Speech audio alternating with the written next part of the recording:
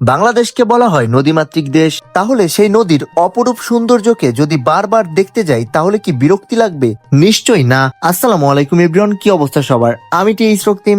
সদ্য বৃষ্টি হয়ে যাওয়া এক শুক্রবারের সকাল, দাঁড়িয়ে আছি রাজবাড়ী সরকারি উচ্চ বিদ্যালয়ের ঠিক অপোজিটেই। গভীর চিন্তাধারা চলছে এই ভেজাময় রাজবাড়ী শহরে এখন কোথায় ঘুরতে গেলে সবচাইতে ভালো হয়। ভাবতে ভাবতেই সিদ্ধান্ত হলো এই বৃষ্টিময় অসাধারণ মেঘলা আবহাওয়ায় রাজবাড়ী অন্তরমোড়ের নদীর পার হতে পারে এক মনোমুগ্ধকর ঠিকানা। এই জন্য 2 নম্বর রেলগেট হয়ে দার্সি বাজার হয়ে উড়াকান্দা দিয়ে অন্তরমোড়ে যাওয়ার জন্য এগিয়ে যাচ্ছি। বৃষ্টি হওয়ার পর গাছের পাতাগুলা যেন আরো এক ধাপ সবুজ হয়ে ওঠে। রাস্তার 2 ধারে থাকা সবুজ প্রকৃতির গাছপালার মাঝখান দিয়ে গেলে মনে এক আলাদা প্রশান্তি বয়ে যায়। শরীর এবং মন দুইটাই একদম ফ্রেশ এবং তরতাজা মনে হয়। এখান থেকে কিছু দূর সামনে এগোনোর পর রাস্তার সাইডে এই চমৎকার জায়গাতে কিছুক্ষণ বিরতি দেই। অল্প কিছুটা সময় এখানে পার করে আমরা আবার রওনা দেই আমাদের আজকের গন্তব্য অন্তরমোড়ের উদ্দেশ্যে। তো এই বর্ষাকালে হুটহাট বৃষ্টি হওয়ার কারণে আমরা কিন্তু অনেকদিন গ্রুপ রাইডটা কন্টিনিউ করি না ঠিক মতো। আমরা যেহেতু ম্যাক্সিমাম রাইড গুলা দিয়ে থাকি শুক্রবারে, আর ওই শুক্রবারে যদি বৃষ্টি থাকে সেক্ষেত্রে রাইডের একটি গ্যাপ তৈরি হয়ে যায়। এই জন্য আমরা বর্ষাকালে গ্রুপ রাইড গুলাতে ওইভাবে গুরুত্ব দেই না, কারণ গ্রুপ রাইড দিলে আগে থেকে জানাই দিতে হয়। সেক্ষেত্রেই অনেকেই দূর দূরান্ত থেকে চলে আসে, পরে বৃষ্টির কারণে হুট করে রাইড ক্যান্সেল করে দিলে অনেকের ভোগান্তির কারণ হতে পারে। এই জন্য বর্ষাকালে আমরা বেশিরভাগ শুক্রবারের আবহাওয়া বুঝে পরিচিত 4-5 জন নিয়ে এইভাবে হুট করে বেরিয়ে পড়ি। তো দেখতে দেখতে আমরা কিন্তু অন্তরমোড়ের রাস্তাতে প্রবেশ করে ফেলেছি। আর অন্তরমোড়ের এই রাস্তাটার ভিউটা যে কি পরিমাণে সুন্দর, এটা শুধু এখান দিয়ে যারা যাতায়াত করে তারাই রিয়েলাইজ করতে পারবে। ভিডিওতে কেমন দেখা যাচ্ছে জানি না, তবে বাস্তবে এই রাস্তাটা আসলে একটা মনোমুগ্ধকর রাস্তা। এই রাস্তাটা কিন্তু একদম সোজা নদীর মধ্যে নেমে গিয়েছে। বেশিরভাগ সময় এই জায়গাটিতে একটা মৃদু শীতল বাতাস বইতে থাকে। পদ্মা ও যমুনার পলিমাটি ধোয়া উর্বর ধূলিকণা আর প্রমত্তা নদীর বুক চিরে বেঁচে থাকা এক আবেগের নাম রাজবাড়ী।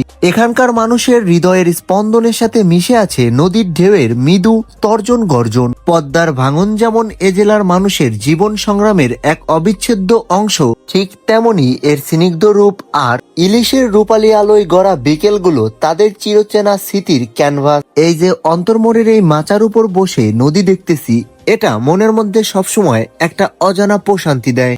আর এগুলা কিন্তু আজকে নতুন নয়।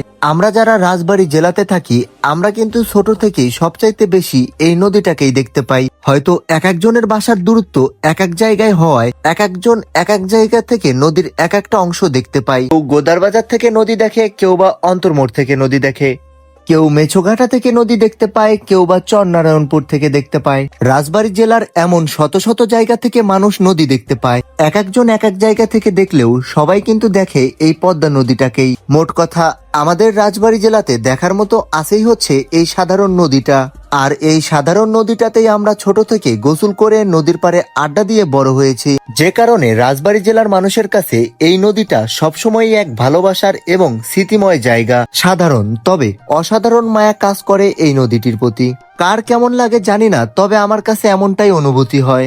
অন্তরমোড় রাজবাড়ী জেলার একটা ব্যস্ততম ঘাট। ঘাটে এসে ট্রলার ভিড়লেই দেখা যায় যাত্রীদের উঠানামা করার ভিড়। অন্তরমোড়ের এই জায়গাটা এত সুন্দর লাগার প্রধান কারণ হচ্ছে এর রাস্তাটার পজিশন হচ্ছে এমন একটা উঁচা রাস্তা, যার পেছন সাইডে তাকাইলে দেখা যায় রাস্তার 2 ধারে সবুজ প্রকৃতি ও গাছপালা। আর রাস্তাটির সামনের দিকে এসে শেষ মাথায় দাঁড়িয়ে সামনে তাকাইলে দেখা যায় একটা অপরূপ সুন্দর নদীর মনোমুগ্ধকর বাঁধ ভাঙা দৃশ্য।